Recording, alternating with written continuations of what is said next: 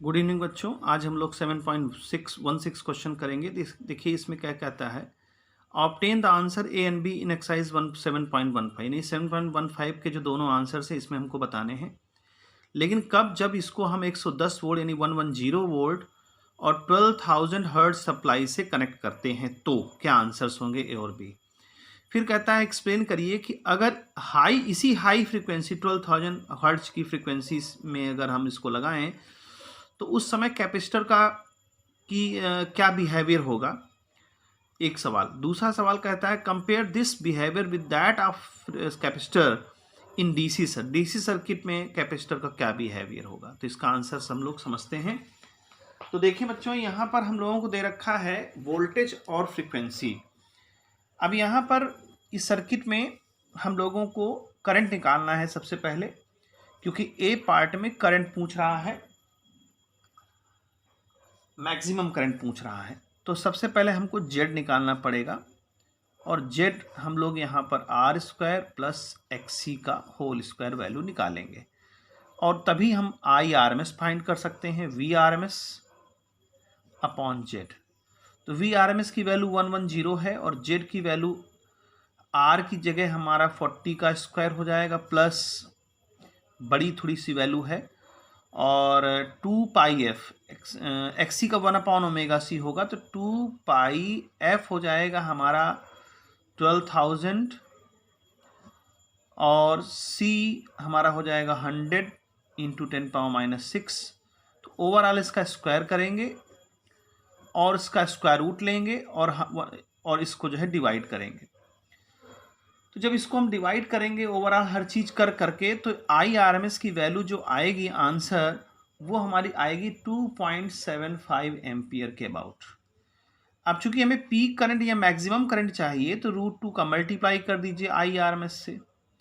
जैसे ही ऐसा करेंगे तो हमारी जो वैल्यू आएगी वो 3.9 एम्पियर के अबाउट आ जाएगी। ये पार्ट ए हो गया। दूसरे पार्ट में हमको फेज पता करना है, तो उसका फार्मूला होता है tan inverse XC by R और XC होता है 1/ओमेगा c बाई आर। तो अब ध्यान से समझें इसको कि इतनी हाई फ्रीक्वेंसी है, यहाँ पर ओमेगा जो है 2 पाई एफ जब रखेंगे, इसको रख देता हूँ मैं, tan इनवर्स 2 पाई एफ सी और आर।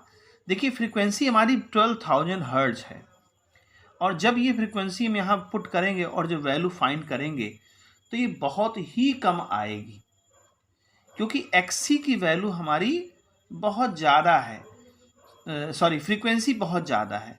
तो जब फ्रीक्वेंसी बहुत ज़्यादा है तो XC जो आएगा वो बहुत कम होगा, क्योंकि ओमेगा c है ना, तो ओमेगा की जगह 2 पाई एफ रखेंगे। तो जब आप इतनी बड़ी वैल्यू रखेंगे तो ये अप्रॉक्स 0 के अबाउट आएगा। आप कैलकुलेट करके देख सकते हैं, बहुत ही कम आएगा। और जब XC 0 के अबाउट आएगा तो यहाँ पर जब हम लोग रखेंगे XC, यहाँ पर जब ये 0 के अबाउट आएगा, XC की वैल्यू 0 के अबाउट आएगी तो ये हमारा पूरा जो है फेज 0 हो जाएगा, 0 के नियर हो जाएगा। तो यहीं से हमको करके देख लेना है, ज़्यादा आगे नहीं बढ़ना है। ये तो हो गई एक बात। अब दूसरी बात कहता है कि अगर हाई फ्रीक्वेंसी है तो उस वक्त कैपेसिटर, भाई देखिए फेज 0 हो गया, ठीक है, यानी सेम फेज में रहेगा, फेज डिफरेंस 0 हो गया। तो ये जो हाई, जो ये फ्रीक्वेंसी जो हम लोगों ने जो हाई लगाई है, तो ये जो कैपेसिटर है, ये कैपेसिटर बिल्कुल एक वायर की तरह काम करेगा। जैसे एक वायर कोई लगा हो, एक कोई वायर मान लीजिए लगा है, उस तरह बिहेव करेगा, स्ट्रेट वायर की तरह बिहेव करेगा। तो आप लिख सकते हैं at high frequency capacitor behave as a wire. ठीक है, ये बात समझ में आ गई। अब अगर डीसी का हम जिक्र करते हैं, ये तो एसी के लिए हो गया, अगर डीसी का जिक्र करते हैं तो डीसी में हम अच्छी तरह जानते हैं फ्रीक्वेंसी होती ही नहीं है, वो अल्टरनेट में होती है। डीसी में फ्रीक्वेंसी 0 होती है। तो जब फ्रीक्वेंसी 0 होगी तो XC की वैल्यू, देखिए XC की वैल्यू क्या होती है, 1/ओमेगा c, यानी 1/2 पाई एफ और सी। जब फ्रीक्वेंसी 0 होगी यानी ये वाली पूरी वैल्यू 0 हो जाएगी तो 1/0 की वैल्यू क्या होती है? इन्फिनाइट। इसका मतलब एक्सी जो है वहाँ पर क्या होगा? Infinite approx.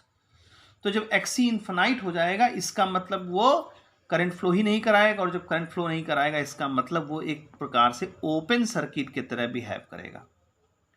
तो आप ये आंसर लिख सकते हैं कि for DC circuit this behave as a open circuit, क्योंकि इतना हाई रेजिस्टेंस क्रिएट कर देगा, इन्फिनाइट रेजिस्टेंस क्रिएट कर देगा कि यहाँ पर ये करंट को कैरी ही नहीं करेगा, और जब करंट को कैरी नहीं करेगा तो ये एज ए ओपन सर्किट यानी कि करंट फ्लो ही नहीं करेगी, यानी ओपन सर्किट हो गया। ठीक है बच्चों, गुड बाय।